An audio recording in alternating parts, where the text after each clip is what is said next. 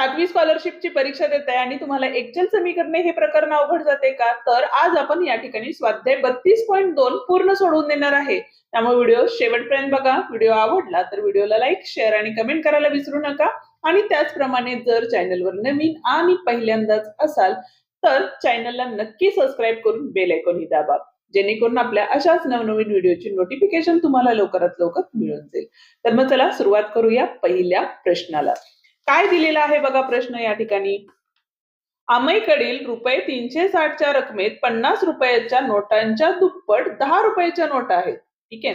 व 12 ने जास्त 5 रुपयाच्या नोटा आहेत. तर सर्व प्रकारच्या एकूण किती नोटा आहेत असं विचारलेलं आहे. ठीक आहे.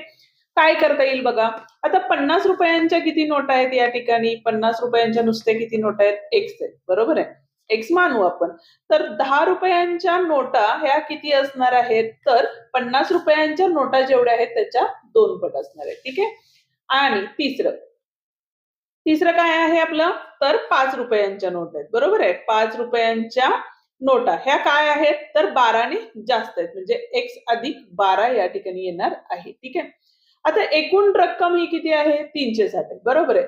आता बघा 5 रुपयाच्या किती नोटा आहेत. एक्स आहेत. म्हणजे 50 गुणिले काय करणार आपण इथं एक्स करणार. अधिक 10 रुपयाच्या किती नोटा आहेत. 2 एक्स. म्हणजे 10 दोन्ही 20 आणि हा एक्स आला. अधिक 5 रुपयाच्या एक्स अधिक 12 नोटा आहेत. म्हणजे 5 गुणिले एक्स 5 एक्स आणि 12 पंचे किती झाले तर 60 झाले आणि इथं आले आपले 360. बरोबर का. तर एकूण रक्कम 50 अधिक 20 70 70 आणि 5 75 आले. एक्स बरोबर 360 हे अधिक होते. इकडे गेल्यानंतर वजा झाले. म्हणजेच काय झाले बघा. 75 एक्स बरोबर 360 वजा 60 म्हणजेच 300 आले. त्यामुळं एक्स बरोबर 300 भागिले 75 आले. आता छोट्या छोट्या संख्येने भाग घालवला तरी चालेल किंवा मोठ्या संख्येने भाग घालवला तरीही चालतो. तर या ठिकाणी 15 5 75, 15 दोन्ही 30, 15 0 0, 5 1 5, 5 चोक 20 म्हणजे एक्स बरोबर किती आले आपले 4 आले. ठीक आहे. आता 50 रुपयाच्या नोटा किती झाल्या. 4 झाल्या. 10 रुपयाच्या 4 दोन्ही किती झाल्या या ठिकाणी 8 झाल्या. आणि 4 अधिक 12 म्हणजेच या ठिकाणी किती झाल्या 16 नोटा झाल्या. आता प्रश्न काय विचारले तर सर्व प्रकारच्या एकूण किती नोटा आहेत. आता सर्व प्रकारच्या एकूण किती आहेत बघा. 16. या किती आहेत 8 आणि या किती आहेत 4. 8 आणि 4 12, 12 आणि 6 18, ह्याच्याला 1 आणि 2 28 नोटा असणार आहेत. म्हणजेच या ठिकाणी पर्याय क्रमांक 4 बरोबर आहे. जर तुम्हाला स्क्रीनशॉट हवा असेल तर काढून घेऊ शकता, जेणेकरून तुम्हाला सोडवायला मदत होईल. दुसरा प्रश्न बघतोय. काय सांगितलेलं आहे बघा या ठिकाणी. आज श्रेयाच्या वयाच्या 4 पट तिच्या आईचे वय आहे. ठीक आहे. म्हणजे आत्ताचं वय जर श्रेयाचं एक्स घेतलं तर आईचं वय हे काय असणार आहे 4 एक्स असणार आहे. बरोबर आहे. 6 वर्षानंतर आईचे वय श्रेयाच्या वयाच्या 2.1/2 पट होईल. आता या ठिकाणी बघा 6 वर्षानंतर म्हणजे अधिक काय करणार आहे आपण 6 करणार आहे. बरोबर आहे. आणि पुढे काय सांगितले बघा. 6 वर्षानंतर आईचे वय कुठले हे. तर श्रेयाच्या वयाच्या किती असणार आहे 2.1/2 म्हणजेच किती झाले बघा. 2 दोन्ही 4 आणि 5, 5/2 पट झाली. बरोबर. हे काय असणार आहे आईचं वय असणार आहे. बरोबर आहे. 2 भागाकारात होते. इकडे गेल्यानंतर गुणाकारात झाले. आता इथं बघा 5 कंसात एक्स अधिक 6 बरोबर 2 कंसात 4x अधिक 6 आले. आतमध्ये गुणले तर इथं बघा 5x अधिक 5 सख 30. 2 आतमध्ये गुणलं 4 दोन्ही 8x आणि 6 दोन्ही 12 झाले. अधिक 5 इकडे गेल्यानंतर वजा झाला आणि हा 12 इकडे आल्यानंतर वजा झाला. म्हणजे 30 वजा 12 बरोबर 8x वजा 5x झाले. 30तनं 12 गेले. इथं राहिले 8. ह्याच्याला 1 आला. 3तनं 2 गेले 1 राहिले. 8तनं 5 गेले 3x राहिले. ठीक आहे. आता हे 3 गुणाकारात होते. इकडे गेल्यानंतर भागाकारात गेले. म्हणजेच 18 भागिले 3 बरोबर x आले. म्हणजेच x बरोबर 3 संग 18 म्हणून 6 हे उत्तर आलेलं आहे. पण आपल्याला विचारलेलं काय आहे तर श्रेयाचे आजचे वय किती. म्हणजे श्रेयाचे आजचे वय हे किती असणार आहे 6 वर्ष असणार आहे. ठीक आहे. बघा आहे का पर्याय. तर पर्याय क्रमांक 3 या ठिकाणी काय आहे बरोबर आहे. तुम्हाला जर स्क्रीनशॉट हवा असेल तर तुम्ही तो काढू शकता किंवा पॉज करूनही लिहून घेऊ शकता. तर या पद्धतीचे प्रश्न आपण कालच्या व्हिडिओमध्येही सोडवलेले आहेत. हा प्रश्न तुम्ही सोडवायचा आहे आणि याचं उत्तर काय येईल ते तुम्ही मला कमेंट करून सांगणार आहात.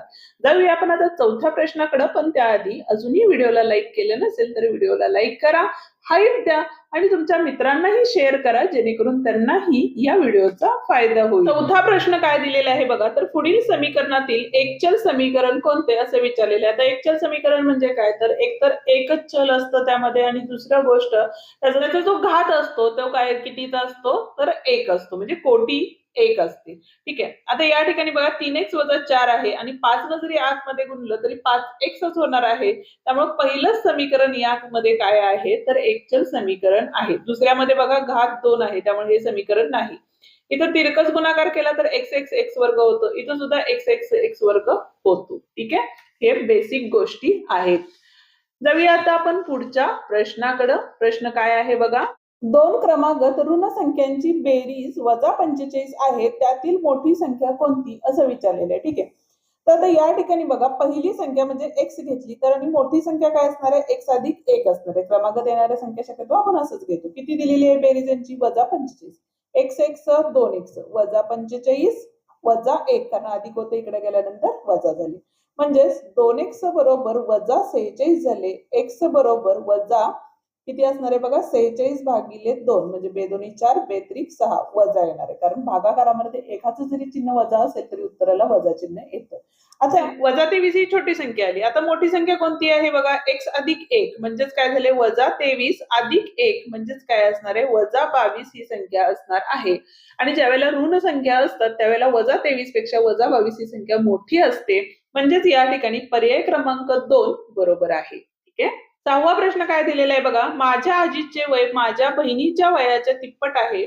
मी माझ्या बहिणीपेक्षा 4 वर्षांनी लहान आहे. माझ्या भावापेक्षा 2 वर्षांनी मोठा आहे. भावाचे वय 15 वर्ष असल्यास आजीचे वय किती असं विचारलेलं आहे. ठीक आहे. आता या ठिकाणी काय सांगितलेलं आहे बघा, माझ्या आजीचे वय बहिणीच्या वयाच्या तिप्पट आहे. ठीक आहे. आता एक काम करू आपण, या ठिकाणी बहीण जी आहे तिचं वय काय घेऊ आपण, x घेतलं तर आजीचे वय काय असणार आहे, या ठिकाणी 3 पट आहे, बहिणीच्या वयाच्या 3 पट. ठीक आहे.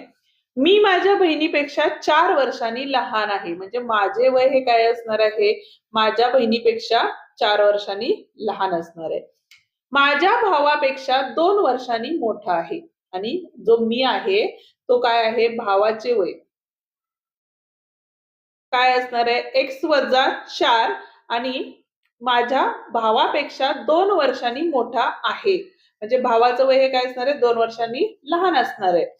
तर भावाचे वय 15 वर्ष दिलेले आहे, भावाचे वय 15 वर्ष दिले. म्हणजे इथं बघा x वजा वजा वजा अधिक वजा 6 बरोबर किती आले, तर 15. म्हणजेच x बरोबर 15 अधिक 6 म्हणजेच किती आले, या ठिकाणी 21 आलेलं आहे. ठीक आहे.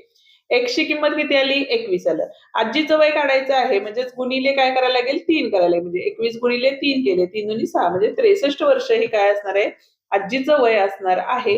म्हणजेच या ठिकाणी पर्याय क्रमांक 3 बरोबर आहे. ठीक आहे. थोडासा गुंतागुंतीचा प्रश्न आहे पण सोपा आहे. गणित काय दिलेलं आहे बघा या ठिकाणी, तर 20 वर्षानंतर राहुल व शार्दूल यांच्या वयांची बेरीज काय आहे, x वर्ष आहे. 20 वर्षानंतर. आता आत्ताचं वय जर काढायचं झालं तर या ठिकाणी बघा 20 वर्षानंतरचे जे वय आहे त्या वयातून दोघांच्या वयातली 20-20 वर्ष वजा करावी लागतील. म्हणजे किती आले बघा, 40 वर्ष आले. बरोबर आहे. हे काय झालं, आत्ताचं वय झालं. तर 5 वर्षापूर्वी त्यांच्या वयांची बेरीज किती वर्ष असणार आहे. आता 5 वर्षापूर्वी विचारलेले, पूर्वी म्हणजे अजून 5 वर्ष, दोघांच्या वयातली 5-5 वर्ष म्हणजे वजा 10 करावे लागेल. म्हणजेच काय झाले, हे x वजा वजा अधिक चिन्ह वजा म्हणजे इथे आले 50. x वजा 50 वर्ष इतके असणार आहे. म्हणजेच या ठिकाणी बघा पर्याय क्रमांक 1 बरोबर आहे. आता 9वा जो प्रश्न आहे तो तुम्ही सोडवा, त्याचं उत्तर काय येईल ते तुम्ही मला कमेंट करून नक्की सांगणार आहात. आपण आता पुढच्या म्हणजे 10व्या प्रश्नाकडे. काय सांगितलेलं आहे बघा प्रश्न, प्रज्ञाकडे जेवढे 2 रुपयांची नाणी आहेत तेवढीच 5 रुपयांची नाणी आहेत. म्हणजे 2 रुपयाची नाणं जर x घेतली तर इथे किती झाले, 2x झाले. ठीक आहे. म्हणजे रुपये किती होतात हे काढायचे आपल्याला. आणि 5 रुपयांची नाणी सुद्धा xच आहेत, म्हणजे इथे किती झाले आपले, 5x झाले. ठीक आहे. तिच्याकडे एकूण किती नाणी आहेत, तर 196 आहेत. म्हणजे आपल्याला बेरीज करायची.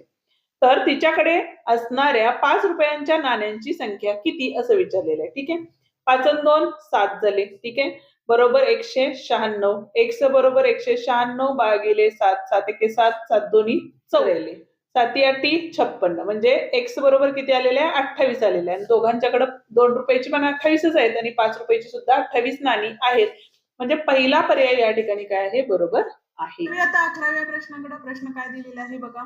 तर 3x अधिक 2/6 अधिक 2x/3 अधिक x अधिक 1/2 बरोबर 5. आता पहिला आपण काय करू, छेद समान करून घेऊ. म्हणजे 3x अधिक 2/6 अधिक इथं 3 दोन्ही 6 होतात, म्हणजे 2 नी गुणलं तर इथे किती आले बघा, 4x झाले. ठीक आहे, छेद 6 बेत्रिक 6 म्हणून इथं वरती कितीनं गुणलं आपण, 3 न गुणलं, म्हणजे 3x अधिक 3 झाले. 3 ने आत कंसाला गुणले आणि छेदात किती असणार आहे, 6 बरोबर 5.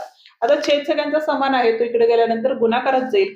वरती राहिलेली पदं काय आहेत बघा, 3x अधिक 2 अधिक 4x अधिक 3x अधिक 3 बरोबर 6 पंचे किती झाले या ठिकाणी, 30 झाले.